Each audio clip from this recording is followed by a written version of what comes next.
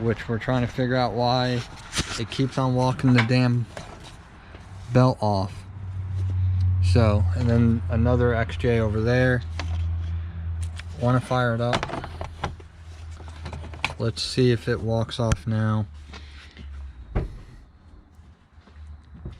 We press the pulley out a little bit. Let's see how it helps.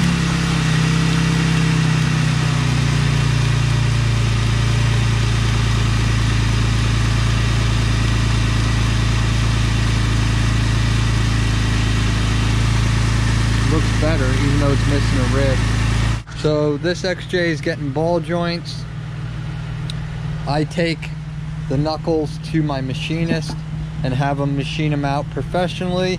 So the tie rods go in there good. Get 1 ton steering, new ball joints, new steering box, and I've got to check over the whole earth in. There's some hokey stuff going on. So once that's all done, we'll get it back together. What's going on, guys? It's finally warm out.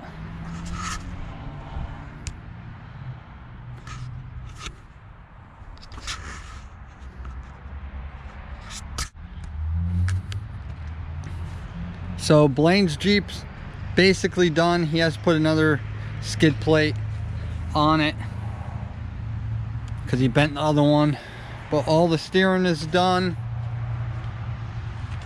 This will get done when I get back from Florida. Leaving for Florida today, Friday, and be back Monday. But the steering's all back on this. Steering pump, lines, steers. We took it in the backyard and works good. And then, like I said, this one is up next when I get back. Thanks for watching. Don't forget to hit the subscribe button and the like button. Drop a comment, let us know if we're doing good, and we'll catch you on the next one. Thanks. So a very common problem on these knuckles on Jeeps, if you could see that there's a divot and your brakes can get stuck in that divot. So I weld those in.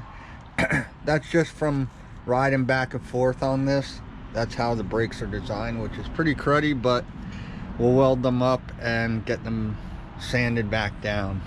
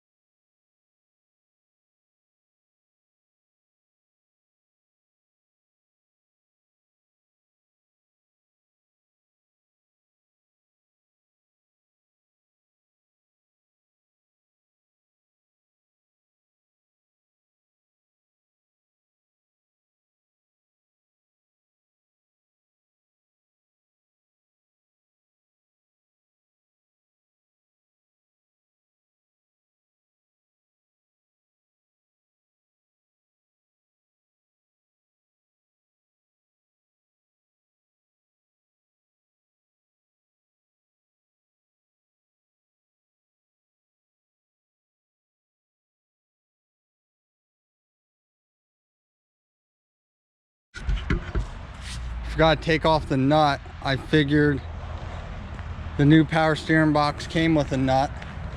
That's what you get for not checking parts.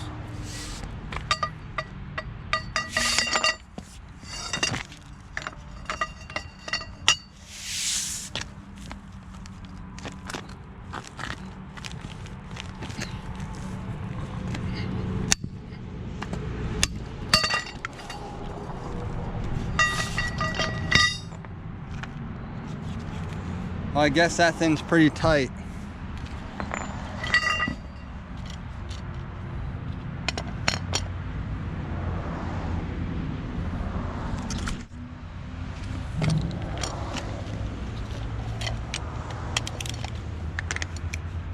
Round two.